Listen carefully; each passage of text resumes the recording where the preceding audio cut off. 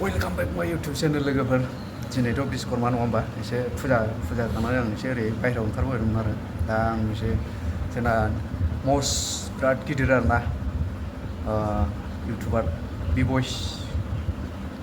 बिथाङा मा बुंदों मा बिबुंथि होदों जोंनि बर'नि हारिनि बर'ल' होनबाल' जाया नङा होमबा खौसे गैयाबा बर' हारि होननानै लाब गैया होननानै बिथां बिबयस मस्ट टेलेन्टेड आरोना बिराद गिदिर इउटुबार बिथाङा मा बिबुंथि होदों नोंथांमोना फारि नायलांदो आं क्लिपखौ होना होगोन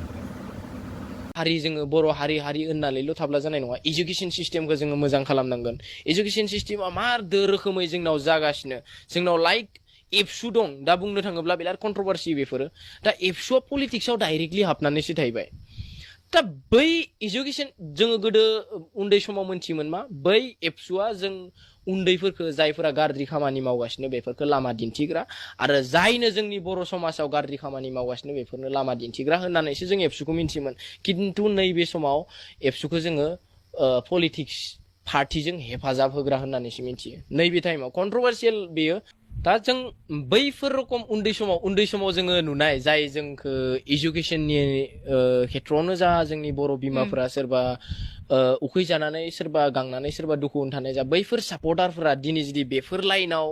एक्सट्रा मोनसे पलिटिक्सआव हाबफैयो अब्ला माने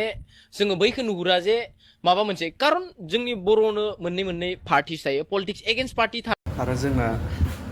मानाव गेदेर बिस्वजित दैमारिया मा बिबुंथि होदों इउपिपिएल बिपिएफ बिजेपि नि बागै मा बिबुंथि होदों नोंथांमोना मोनथिना लादो आं क्लिपखौ होना होगोन लोगोफोर मा बिबुंथि होदों बिथाङा नोंथांमोनाथ' निस्सय बुजिखाबाय बा खोनाखाबाय बा नुखाबाय मेगनजोंनो नोंथांमोना नायलांदो आं क्लिपखौ होना होनोसै नायलांदो होमबा जोंना बिस्वजित दैमारि सारा मा बिबुंथि होदों नोंथांमोना नायलांदो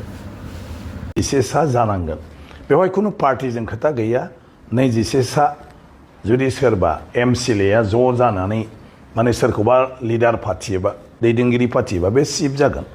आरो बिनि उनाव बिसोरनो सरकारखौ दानो हागोन दा जोंनाव गुबै मोनथाम पार्टिनि हान्जा बाथ्राफोरखौ बयबो बुंलायबाय थादों बेनो जाहैबाय बिपिएफ इउपिपिएल आरो बिजेपि दा बे बेलायाव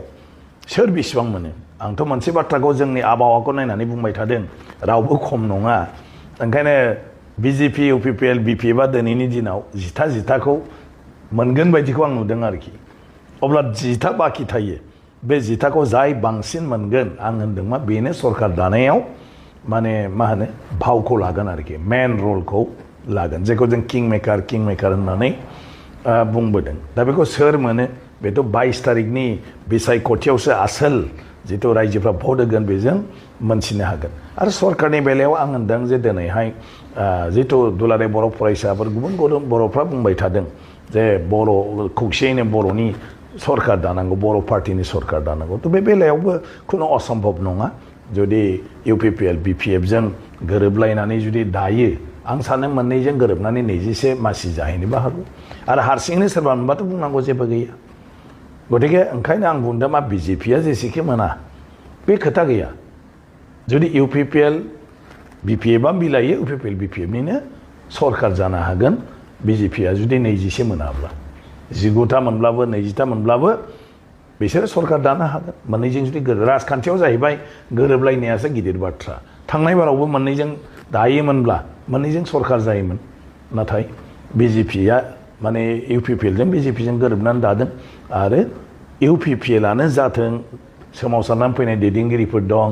बिटिसिआव बिस्रा गोबां मावनांगौ दं होननानैनो बिजेपिया मानाव गेदेर बिपिएफनि रेवरेवा नार्जारी जोंहा कंग्रेसनि सजल सिंहा आरो गण सुरक्षा परिषद जायखौ अना बर' हान्जा होननानै बुङो बेनिफ्राय घनश्याम दास बिथांमोनखौ लाबोनानै प्रमद बर' मानाव गेदेर बिथांखौ चिफ गबिन्द बसुमतारी मानाव गेदेर बिथांखौ डेपुटि चिफ आरो कातिराम बर' बिथांखौ स्पिकार फाथिनानै बे सरकारखौ बिजेपिया बानायना होदों थांनाय बारावबो गतिके बिजेपिया जेब्लायबो बिटिसिनि बेलायाव माने बेबायदि मदद खालामगासिनो दं आरो दानि बिसायख'थियावबो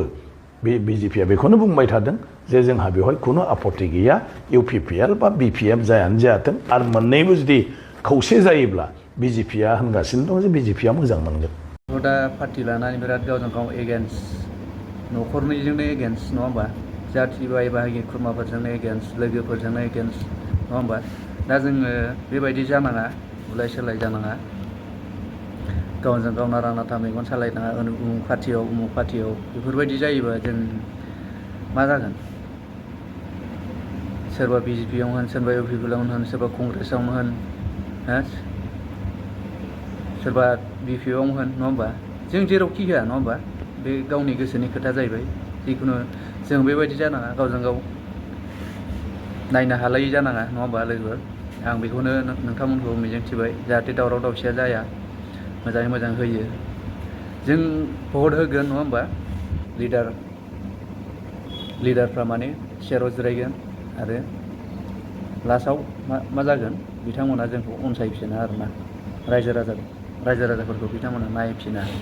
गावसोर दायोथ' नों बिराद भटनि खाथि नालाय, बिथांमोना बिराद मोजां भाषण होयो, बिराद मोजां बुङो। आं रावखौबो नाम थांखिना बुंनो साना, आं गेजेरावनो बुङो। नोंथांमोना